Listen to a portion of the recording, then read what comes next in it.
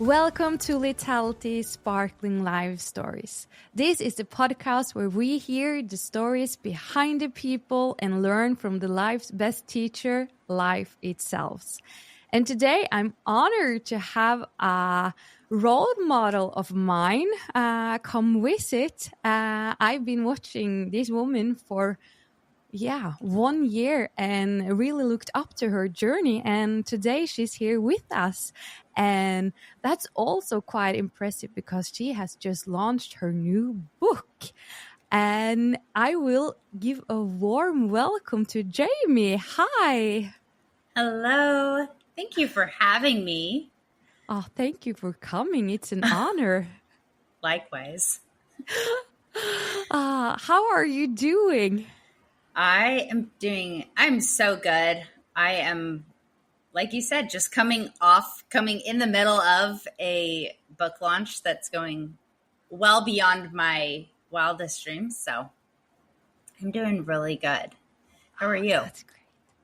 I'm doing great. I'm having a conversation with you. So this is something that I just can dream of for 1 year ago. Aw, so sweet of you to say. And I mean it. When you got on the screen with Dean's event, it was just like you was kind of a sunshine, an energy, sunshine. So I love her energy. Aww, so thank you. It's good to have you here so my listeners also can hear you and get to follow you on your journey, because I know that you have some great perspectives on health, and that I think that most of the people in the world needs to hear. So I'm really looking forward to hear that. But first of all, can you please introduce yourself and tell us a little about yourself? Sure. So my name is Jamie Duggan, and I am a holistic wellness coach. And so what that means is I approach health and wellness from a whole body perspective, mind, body, spirit, but all the different aspects of wellness, not just fitness and exercise, or exercise and nutrition, rather. And so I live and breathe this business, and I love it so much. And I'll talk more about that, but I'm a mom. I've got 2 little boys, 2 young boys, and a supportive husband. And I am just so excited to be here and to share my journey with you. Thank you. That's amazing. And we can jump right into 3 strengths, because I would love to hear the personal strength that you feel like, this is my superpower in the world. So my strengths, I always struggle with this, because for so long it was, don't talk about yourself. Don't shine too bright. Don't whatever. Like, I have had a great life. But it's been a long journey to being comfortable with that. But 3 strengths that I think I really embody is that the first one is that I'm authentic. And good or bad, I will say what's on my mind. I will, I'm not afraid to speak up or say something, and to really, but I authentically will share. Like, my life is an open book. Anybody can ask me anything, and I will tell them. Like, I don't have any hidden secrets or anything. So I think that one of my greatest strengths is just my ability to be authentic, which I've learned over the years. Another strength of mine is I love relationships and connections. And so I think I'm a great connector. I feel like more and more I always have these moments where somebody says, I need this. And I'm like, I know a person. I was, just even from, I need a painter, or I need a lawyer, or I need a good recommendation for something. I think I'm a great connector, because I just,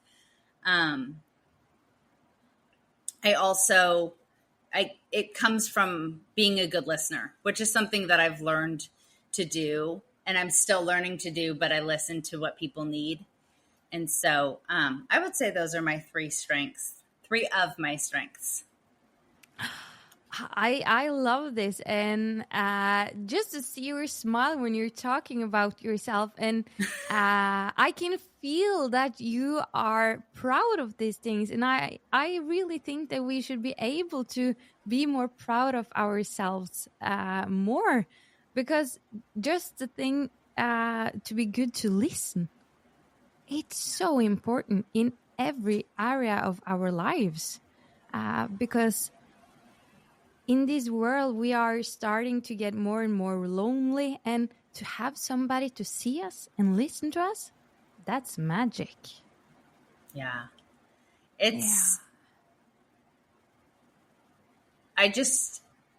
I love it because I love, like you, I want to hear people's stories. I want to hear, what's going on with them. Something I learned early in my journey, and I don't know if it was Brendan Burchard or who it was, but just really drove home to always be the most interested person in the room, not the most interesting.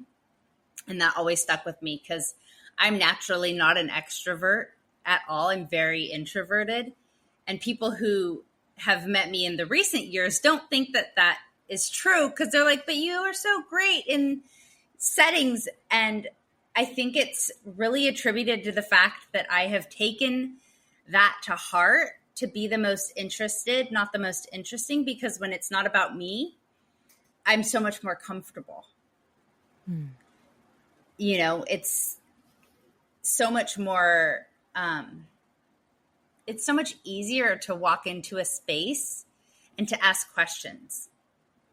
Yeah. And I can really feel that for myself as well, because I'm an extrovert, so I love to talk, and I usually take a huge amount of space in the rooms that I'm in. But I have a podcast where I'm talking just for myself.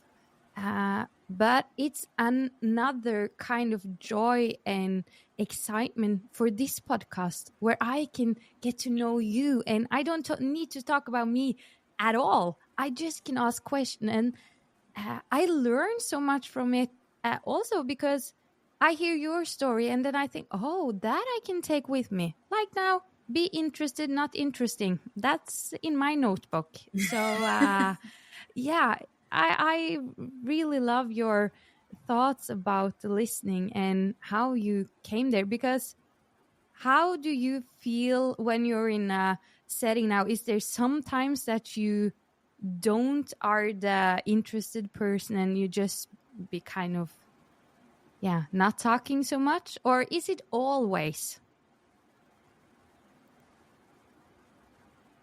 Is it always that I am more interested than interesting?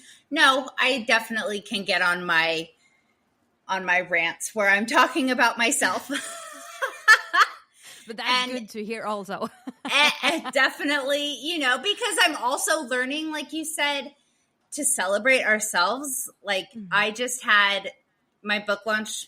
My book launched literally yesterday and my birthday was Sunday. And I had a massive party for my birthday and book launch just for me. And it felt like having a wedding for myself. And I kept saying, this is so outside of my comfort zone to just like celebrate myself and be okay being the center of attention. But I think what stands out is that, like, it's okay to be both, because we want, as humans, we want to celebrate other people. We want to cheer other people on, and we want to hear about them. And if we're always dimming our lights, if we're always being quiet, then we're taking away from other people's experience in life and their ability and their opportunity to celebrate life with other people. That was a great way to frame it. We need to be both. So, thank you for sharing your strength. And now I'm really interested in hearing your story, because you've just launched a book. You've been an entrepreneur for, you said, almost 4 years. It started in 2020. But Can you please take us through your life journeys that has made you to you and who you are today? Yeah. The life journey, like from the beginning. Yeah. Why are you so interested in health and the holistic approach?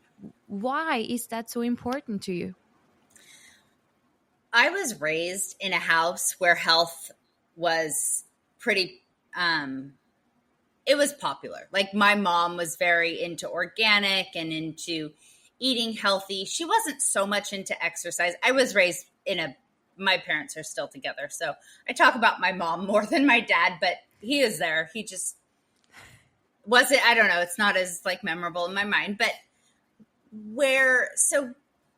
it was always something that was really a front and center of my life. I was born in a very hippie town, very kind of alternative culture where, medicine and things like that they were around for sure, modern medicine, but like I was born at home and, born into just this idea of living a healthy life that was conscious. And so it was definitely ingrained in me in my early years. But I actually didn't like exercise or activity at all when I was younger.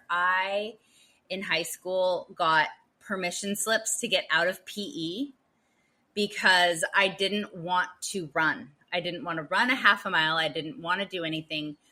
I told my doctor that I had exercise-induced asthma. I exaggerated all these things to get out of going to physical education because I just didn't like it. And so that stayed with me. But I wasn't a naturally athletic kid. I wasn't really into playing sports. And when I say I wasn't really into it, like I wasn't into it at all. I rode horses as a kid and then did nothing really physical in high school, a little bit of tennis. And then my early 20s were not the healthiest years of my life. There was a lot of partying and just not really taking care of myself. But there was also a lot of shaming around eating and exercise and exercising to compensate for the partying or the drinking or the overeating. And to like fast forward, I had my first son at 26 and I decided that I wanted to be a personal trainer because I didn't want to get the mom bod. I didn't want to gain weight. I didn't want to, fall into the trap of like motherhood, I guess, if you will. Like I didn't want to look a certain way. And it was all just for the outward appearance. But I knew that I didn't want to do it. But I also knew that I wouldn't be accountable to myself if I was responsible alone. So I thought, you know what? Personal trainers, they look good. I should do that.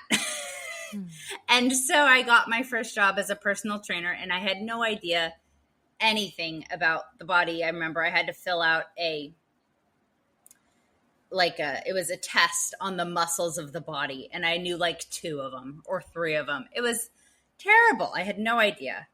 But I started training and I started getting into it and, building my reps. And my first boss as a trainer, she told me, you're really going to have a hard time commanding your clients to do what they need to do because you don't seem to have the confidence to talk to people.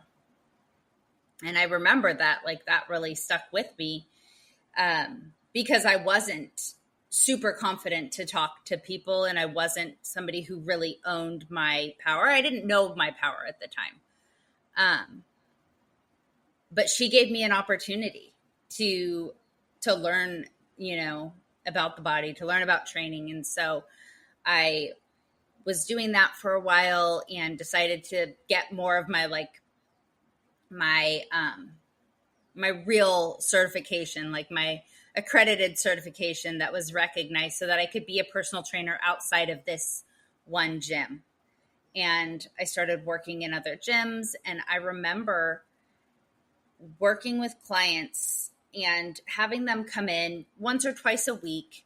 And we would talk about how things were going. And it was, I'm not losing weight, or I ate too much and I feel guilty, or I need to work this off. And I was still going through the same struggle of living by the scale, and either exercising or like either punishing or rewarding, basically whatever the scale said.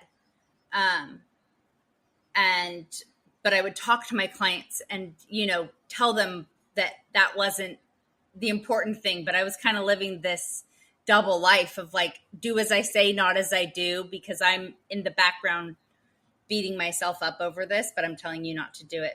But I remember one day just having this almost guilty feeling of I'm helping my clients by working out a couple hours a week. But when I'm training them in their physical body. And I know that there's so much else that goes into being healthy and that goes into being an overall healthy person. And I can't get into that while I'm training them because we're doing one thing. And I want to be able to help people really improve their health in a real, tangible, long-term, lasting way that they don't have to come see me. And I started to feel almost guilty about training them because it was like I was giving them this false sense of health by having them come to the gym twice a week, but they weren't actually improving their health outside of the gym in all the other hours in the week. And so fast forward to 2020 and the pandemic hit and the gym shut down. And I had clients that asked, could you please train us? Come to our backyard and train us, because we can't go to the gym, we can't work out. And so I started doing that. But then I also had all this extra time.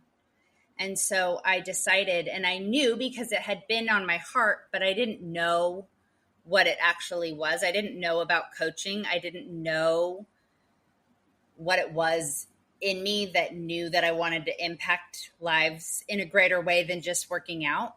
But I found a program to do and get my nutrition and wellness coaching certification. And I took this course, and it talked really about the whole body and hydration and sleep and nutrition and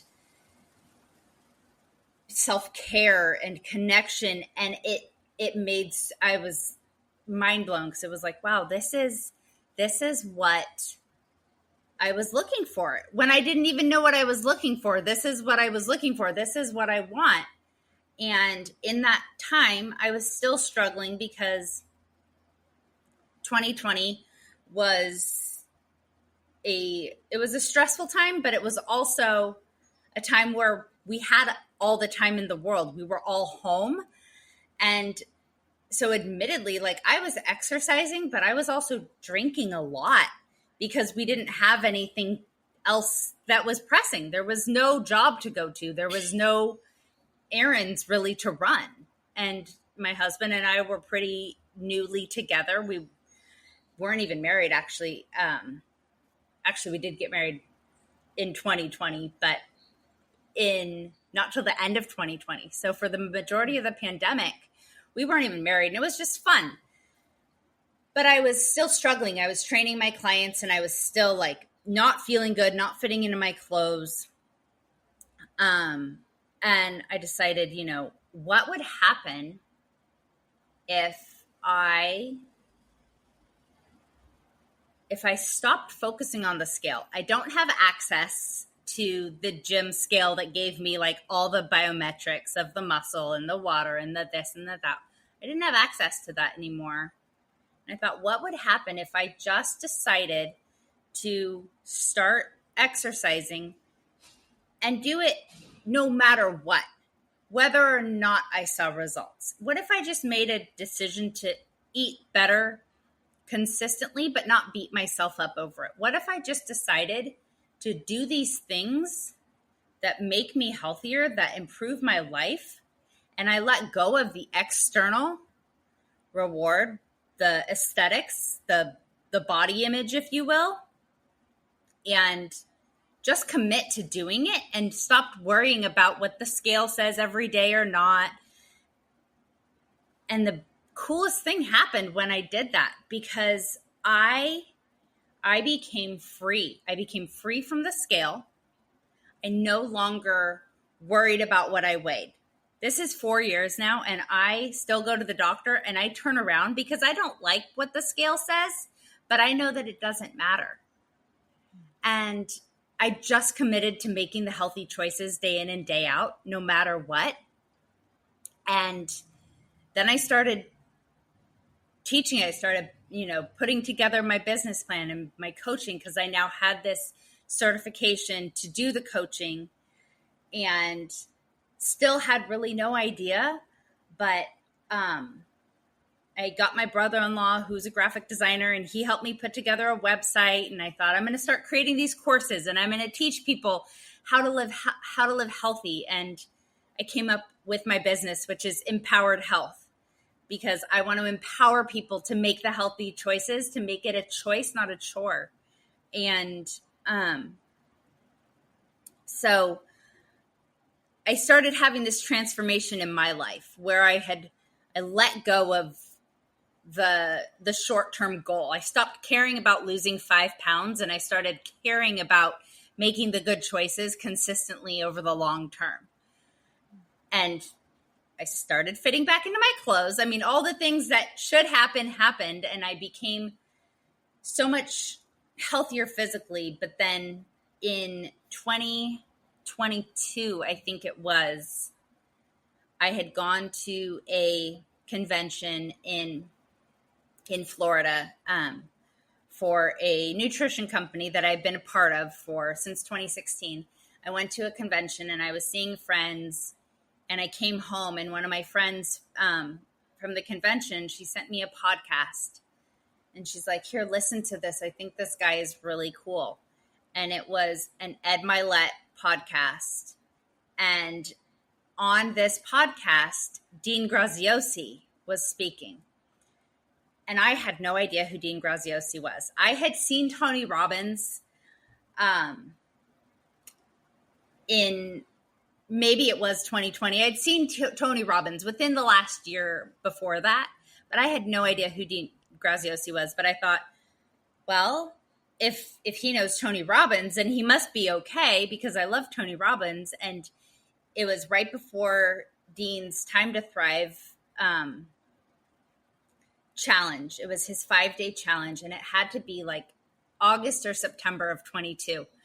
And I thought, I'm going to go to it. It was a free challenge, and this he's a great salesman, and it sounds like maybe this is what I need, because I'm trying to build this business, but I have no idea what I'm doing, and I have no idea where to even start. I've got this website, but I have no idea what to do with it.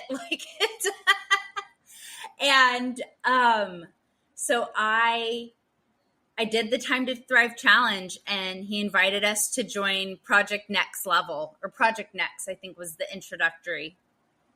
And because I knew what I wanted, but I didn't know what it was or how to get it. And so he made this offer, and I joined Project Next, and it was the first course that I purchased, and it was like $1,000 or something, and it felt like a really big deal. Oh my gosh, this is a commitment. And I did that, and then it was like, if you want more, join this next group and join this next group. And to make a long story short, like, that was 2 years ago, and I am now in Dean's high-level mastermind, where I actually sit in the room with Dean Graziosi, like face-to-face, and talk to him. And it actually gives me chills, because it's amazing. So I joined his first program and I went into the next one and this rolled through. It was the beginning of, oh my gosh, this is what I need. Oh my gosh, this is what I've been looking for. And part of one of the courses was create a course that you're going to sell. And I was like, yes, let's do this. Let's create a course. Because I was at the time, I'm thinking, I'm going to create a course. It's going to sell. I'm going to be making money. I'm not going to be working. Like, it's going to be, it's going to be amazing. Oh my gosh. Yes, let's create the course.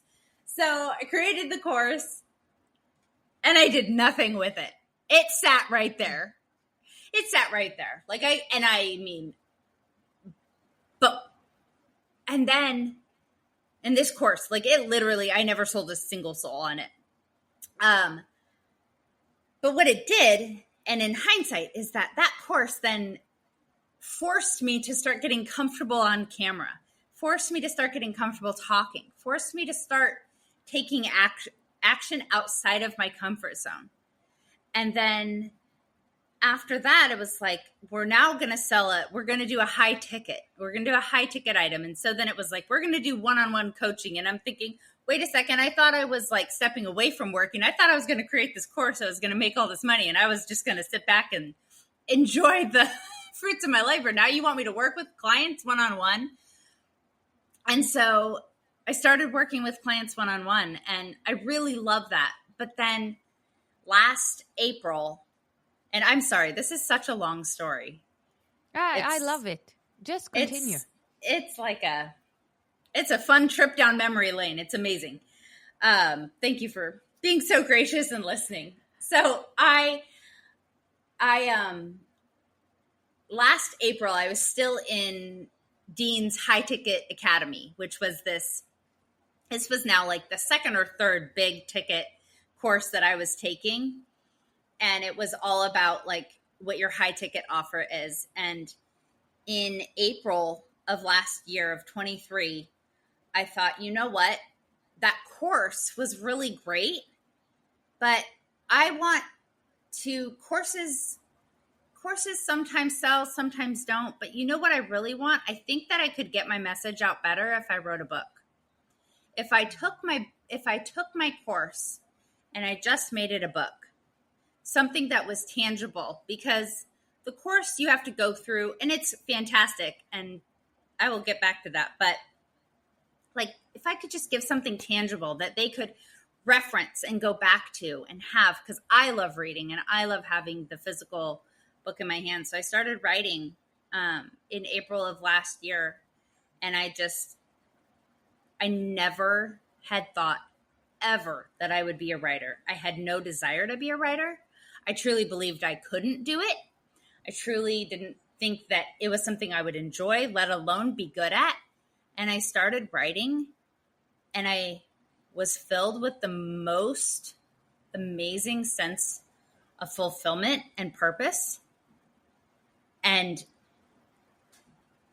I have never had this in my life where it's like, this is what you're supposed to do. And I got so engrossed in it that I was like, kind of forgot to run my business.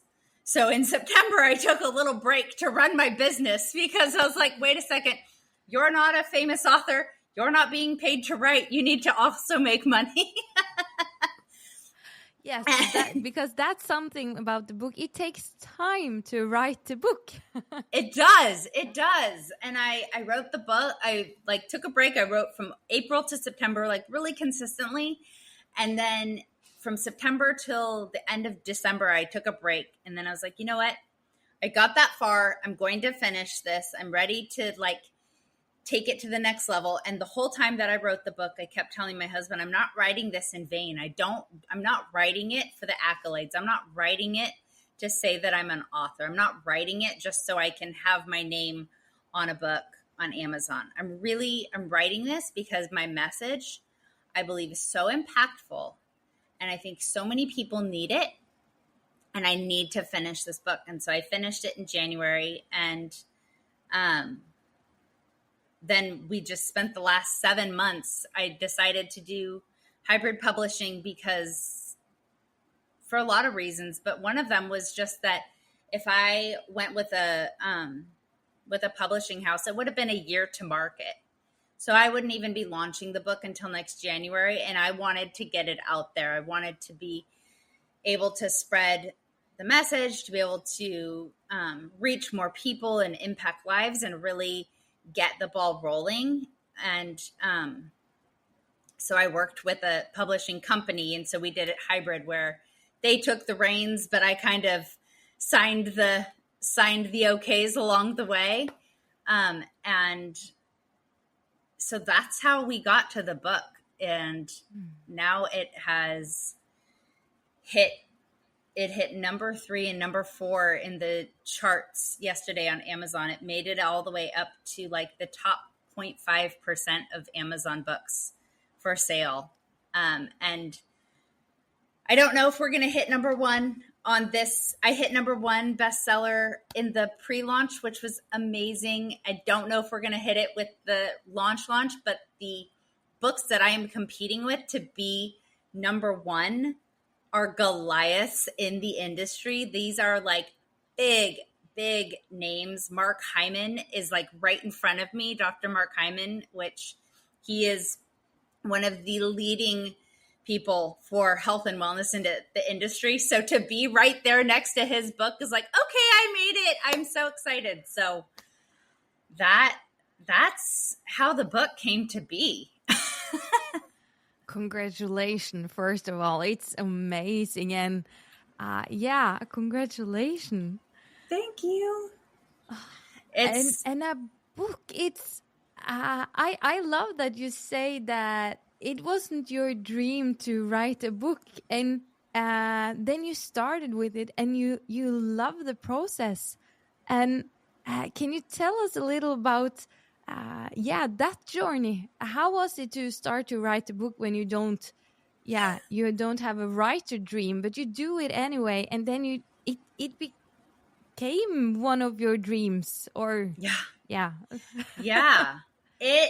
So I had it in my mind. I mean, like I said, I had the course and I thought, you know what, this would be a really good book because it takes people through the journey of becoming their most authentic, healthy self.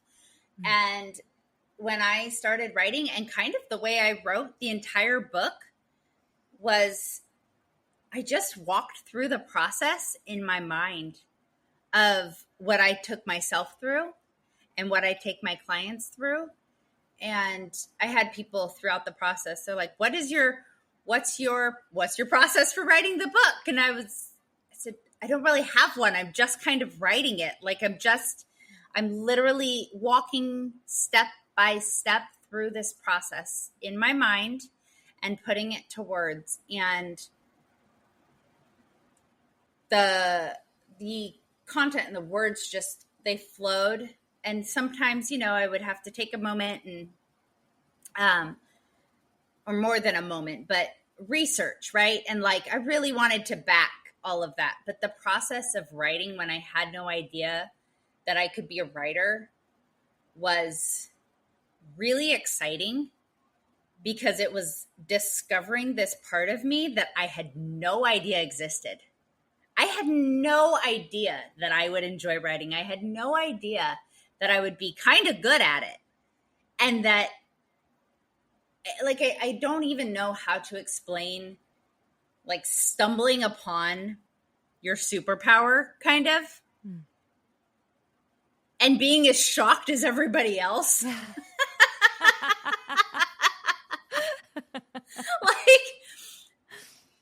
like it's, it's never been this, oh my gosh, I'm so amazing and I'm writing this book. It was kind of like, I'm as surprised as everybody else and so, like, gosh, my encouragement right now for everybody is like, when there is a thought, when there is a glimmer of a dream, like, lean into that, because you don't know what that means. You don't know what's in you that is waiting to come out. Because had I not leaned into that, had I not taken that first step, I wrote my introduction to the book on a flight to go see my sister, to surprise my sister for her birthday. I wrote it in a 90-minute flight. And I just started. And I was scared. Like I thought about it for what, I don't even know how long I thought about it, but it definitely like, it marinated in my mind for a while. I should write a book. And then I wouldn't, because I didn't, have the time, or I didn't have the knowledge or the experience. And so just starting it and then just blocking out that time and being, this is what I'm going to do. And all of a sudden it was done. It's amazing. And now you're an author. I know. And it's something about the credibility when you have a book, because to the outside world, if you go out of the entrepreneurship and entrepreneurs, I think authors are like up there in the heaven of accomplishments. And for entrepreneurs, you understand that everybody can write a book, but it's still huge to do it, because we know how much work it takes and how committed you must be to start a story, end the story, and publish it. So it's a huge credibility to you as a person, entrepreneur, in your day-to-day life and business as well. Thank you.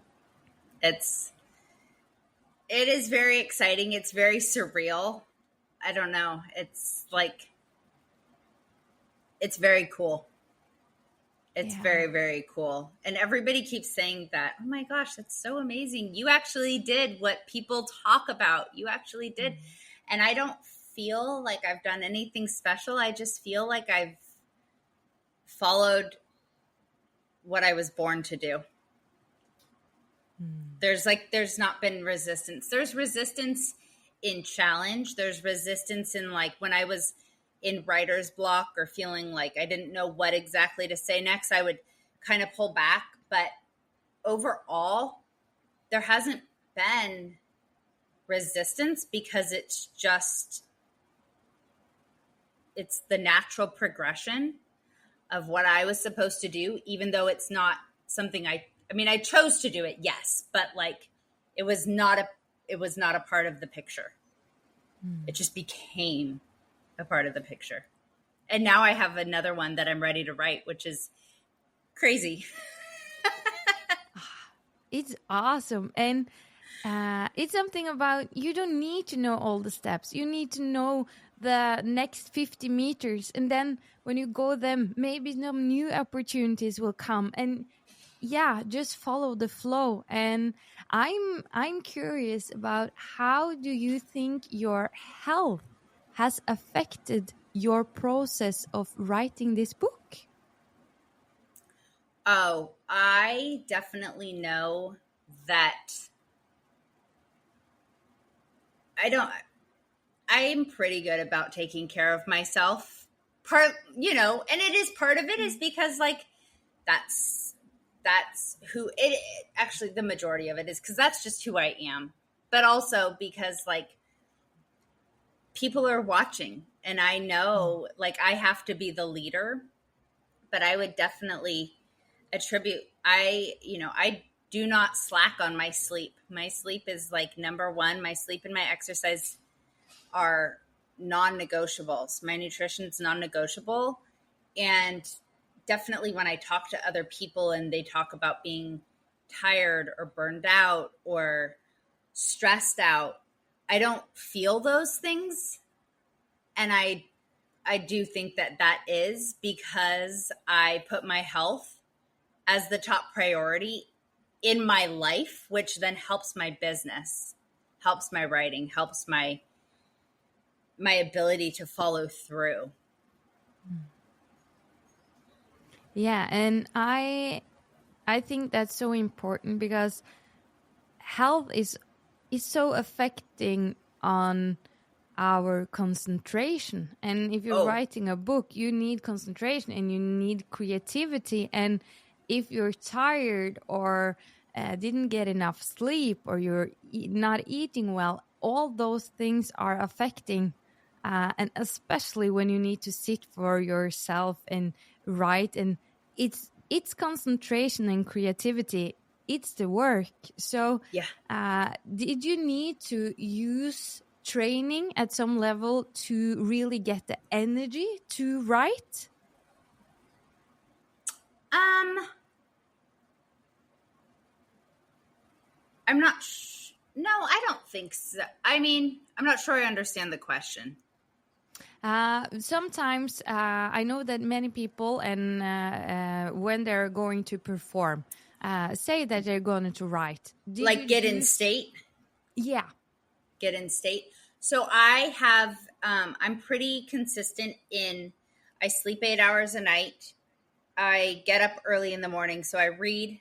I wouldn't say that exercise particularly or specifically, but like I have routines in place that help me optimize my life. So I sleep the 8 hours a night, I get up early, and I start my day with reading, just pouring into my mind, having coffee, having quiet time, journaling, meditating. And then most of the time when my schedule allows, I do exercise first thing in the morning. And then I get my writing in early in the day because that's when I'm most creative. But another thing that really helped me was that and this actually, I don't know if it helped me in the writing of the book because it was really only affected a very short period of the time. But in November, I decided to completely take a break from alcohol for a year. And it wasn't that I wasn't partying. Those years are way beyond, but even just the glass of wine or, a cocktail here and there, I just decided that I was going to not drink for a year and just really focus on my business, because if you're not drinking, there's never an opportunity where you're tired or hungover or not feeling good in the morning. And that has made a massive impact in my productivity over the last 8 months, 9 months since then. Because I'm just able to get up and going first thing in the morning. I didn't fully understand or realize the impact that even just small amounts of alcohol were having on my ability to focus, on my my ability to really perform it the best. So that's been a game changer. I just told my husband last night, I said, because I had a little bit, like a sip here and there. And even for my birthday, my mom wanted to have a glass of wine, and I had like just a little bit. And I told my husband yesterday, I said, you know what? I just don't think that that's anything that I even want to ever go back to, even just a little bit, because I just feel so much better. So I know it's kind of a tangent, but that's been a big game changer in the process, because the publishing of the book honestly took more time than the writing. That's and that's an experience also. But I think it's really good that you say this about alcohol, because for me, I'm not drinking. I would say not at all. Maybe one sip of Baileys once a year, but that's all. And for me, standing outside of the alcohol industry, because everybody's partying, and when we're partying, it's alcohol. And for me, it's fun because in every party that I go to, I'm the one that goes first to the dance floor and last off, and I'm not drinking. Yes. But I'm fascinated about how much attention me not drinking gets. Yeah. Because wow, you're not drinking, and I'm just like, wow, you're drinking. Totally. No, yeah, but it's so normal. It's so interesting because I mean, this party that we just had 3 days ago, my parents were here. My mom was commenting on, she's like, I was watching you and you were out there dancing, because we had a DJ and it was a whole thing. And she's like, you were dancing and partying like you were partying, but you hadn't had any alcohol. She's like, it was so fun to watch you have as much fun or maybe more fun than your friends who were all drinking and you weren't drinking. And it's such a, why are you not drinking? One of the things that I work with a lot of my clients on is how to kind of fly under the radar and look like you're drinking until you stand in your own power. Like I'm comfortable being open and honest and telling people that I'm not drinking, and that's just, it's not supportive of my life and I don't want to do it. But a lot of people aren't there and they do feel that peer pressure. But I spend a lot of time with clients just educating them on how to get, brainstorming ways to look like you're having a cocktail so that people just don't bother you, because people it's that mirror effect. People don't want to be seen doing something that maybe they feel they shouldn't be. And if you're doing it, then it makes mine okay. But if you're not doing it, it somehow amplifies that they are. And it's no, like, there's no judgment. I used to love wine. I used to love having drinks. Like, that was something that I really genuinely enjoyed. So there's no judgment in that, but I have just found this other world that is way more fun. Like the party girl, I party way more now than I ever did, and I feel great. I don't get hungover. Yeah, and through the night, I discovered that everybody that is drinking are getting tired. I have energy the whole night and the next morning. So exactly. Yeah, people need to do what they feel is comfortable. But I think it's fun to talk about it in a health perspective, because it affects us when we sleep after drinking. Our body is working overtime, and that's kind of the fun stuff with this spot watches that has all the information. Sure. Because you can see after a drink that, wow, my body hasn't gotten the sleep that I think I've gotten today. So yeah, in a health perspective, it's important to talk about alcohol, because I think that's a thing that people seem to forget to take into the to the occasion.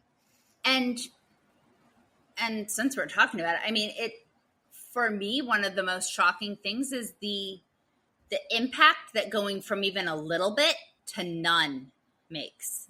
And like I said, I'll have a sip here and there. And when I talk about a sip, I'm talking like a sip. Like, I don't think that has any effect. But from going from having like a glass of wine a night, which is considered, moderate to normal alcohol consumption for a woman, to having none, within 2 weeks of not drinking, I was sleeping through the night, not getting up and going to the bathroom. Like something that I would never put together, because I just thought, well, I have to get up and go to the bathroom. It's not a big deal. But then I stopped drinking, and suddenly I'm waking up in the morning having to go to the bathroom so bad because I've slept all night long. And that's amazing. Like, I love that. Yeah. There's nothing like the payoff of not drinking for me has been like, I can't imagine. I'm so grateful that I decided to just go from a little bit to none to see the massive impact that had. And that's so interesting, because you were already living a really healthy life, and a little alcohol, and then choosing not to have that. It's also a choice, because we can think we live the healthiest lives possible, and a bit of extra fun we should have, and then just say that, no, I can have fun, but not with this. It's my health, and I love that. Yeah, and I do. I feel like I have way more fun without it, and I think that for me is personally just like, I'm not getting tired. I don't get tired. I don't get bloated. But then also, I don't have to worry about, am I making a fool of myself? Am I saying something that I shouldn't say? Like, you just get to have fun. You get to have true, uninhibited fun. which is so the opposite of everything that they say about alcohol. In Norway, we have started something that's called silent disco. And I've never been to it, but it's in the morning and you're going around with headphones and glitter and party, and it's a disco without alcohol. It's early in the morning, I think. It's kind of a morning rave. Do you have those kind of things? I've seen them at different hotels, like in Mexico, but no. Not in the morning. Certainly awesome. Not in the morning. It's just a perfect way to start the day. Go and dance with people and just have fun and then move forward with the day. It's just, yeah. Amazing. I need to go to one I of love these. That. I need to come visit you and go to that. That sounds really fun. That sounds awesome. And now looking forward on your journey, what's your next step after this launch? Next step is really to get my message out there. My next goal is to start speaking, to start sharing my message with more people, with bigger audiences, and to write my next book, to really get this one off the ground. And I hope, like, my biggest hope is that I can start a revolution of just rethinking the way we think about our health, rethinking the way we think about our healthy lifestyle, and getting more people excited about living healthy lifestyles that they can sustain, to break the cycle of losing the next 5 or 10 pounds, to break the cycle of exercising for punishment, or, setting goals based on society's standards, and actually start setting goals that are based on what is authentic to you. And it came one question to mind, and that is, when you're talking about nutrition, are you all healthy nutrition, or is candy kind of also in the balance? Because I think many people are wondering about that. I personally have a big sweet tooth, so I am never one to say that you can't have it. I call them conscious indulgences, because life is very short and it should be lived and it should be enjoyed, but you don't need to go overboard. It's about learning to have it when you really want it, not when you've earned it, not after you've gone to the gym, but when you really, really want it and it's going to add value to your life. But also being aware that you don't need to have the whole bar, the whole chocolate bar. You could have a piece of it and you're getting that same hit of dopamine. You're enjoying it.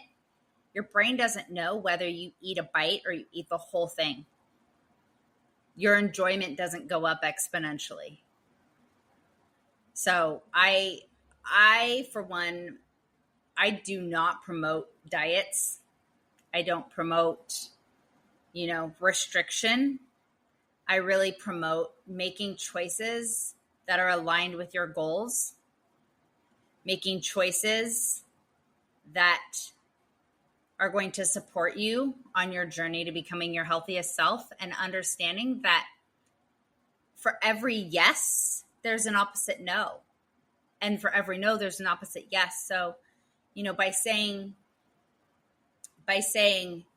yes to the piece of cake, you're maybe saying no to a little bit of progress, maybe.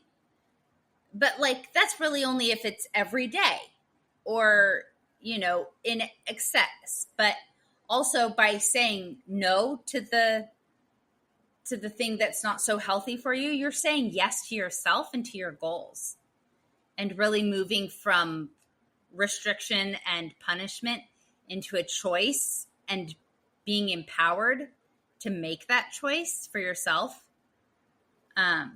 So Yeah.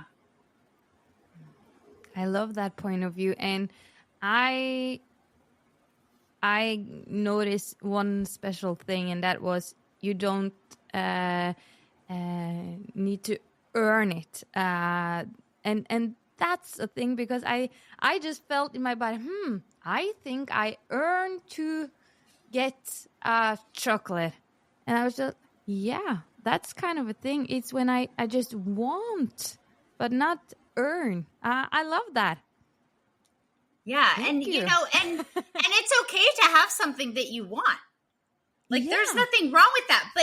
But also just knowing that I can want it and I can say no, because I also want to feel confident. I want to feel sexy. I want to feel good in my skin.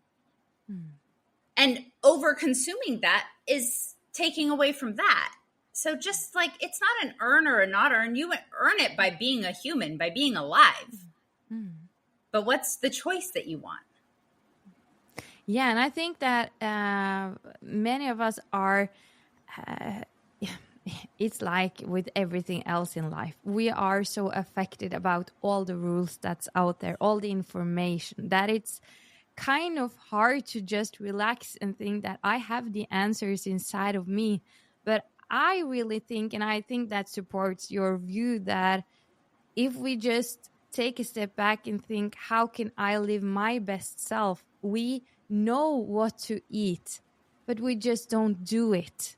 And it's kind of just coming back to the self-worth and feeling that I'm worthy of a great and healthy life, and then make decisions based on the worthiness. Because if I'm not worthy, okay, maybe I don't feel that I deserve or value enough to have a great health. Okay, then we eat whatever we want. But if you really love yourself, you want to fuel your body with the things that make it happy. Yes. Yes. I love that so much. That is, you took the words right out of my mouth, because that, it's, you have to know that you're worthy of it in order to really want it. And you need to, because, I was having this conversation with somebody recently talking about self-love and like body image love, right? And at least here in the United States, like there was for a while, and I don't know if it still is, but like a movement of self-image, like body image love. And there's all these really, really heavy people eating unhealthy, saying they love themselves. And I just thought, man, that's not love. That's the opposite of it. Because if you really truly loved you wouldn't be doing that to you. Because I believe, like, your body is a temple, and this is the only home you have to live in. If you really loved it, you wouldn't be treating it that way. Your body is not the dumpster. Your body is not the garbage can. You can enjoy things, but true love and self-worth starts with taking care of yourself. And that can include your mind and your emotions, right? Like, not saying, like, of course the chocolate chip cookie tastes delicious, doesn't do anything for me nutritionally, but it does make me happy and I enjoy it. And there's nothing wrong with that. But having the entire batch of cookies, that's not loving myself. That's just numbing something. And I think it's Brendan Burchard that's really, if you love yourself, you know what to eat for your body. And I think it's really important that we take care of it. And it's a whole cycle. It's like you say, it's sleep, it's meditation, it's training, it's nutrition. It's not just one thing, because if the three others are not in focus at all, what can you get out of it? So it's the whole thing. And that, therefore, I just love your point of view to this. And you are you're now an author with a book on this theme. So everybody should buy this. But before we hear where we can buy the book, I would love to hear if you can summarize your most important life lessons. What would that be?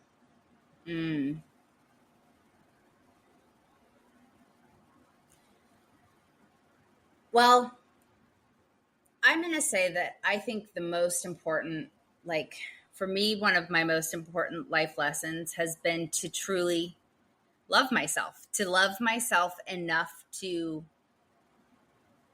follow my dreams, to take care of my body, not for a specific physical outcome, but to truly love it as the temple that it is. And to be authentic with what I want, be authentic with what's important to me.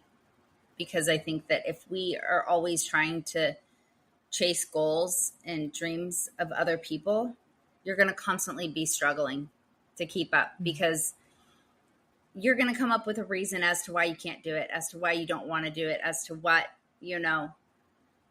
all the reasons.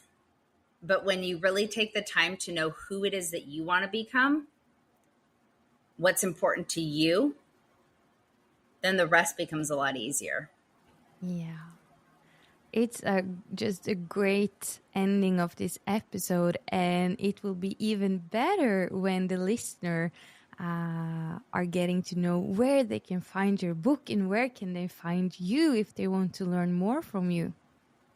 Yes. So right now the book is on Amazon, and all you have to do is look for Drama-Free Health. And it's available currently in paperback and ebook. Coming next month in September, it will be available also on Audible and in hardcover. And then you can find me at Jamie Duggan on social media, on Facebook and Instagram. Perfect. Thank you so much for being here and sharing your story and wisdom with us. It's been an honor to have you here. So thank you very much, Jamie. Oh, thank you, Benedict. I am just so appreciative of your kind words and your love and support in having me. It has been so fun.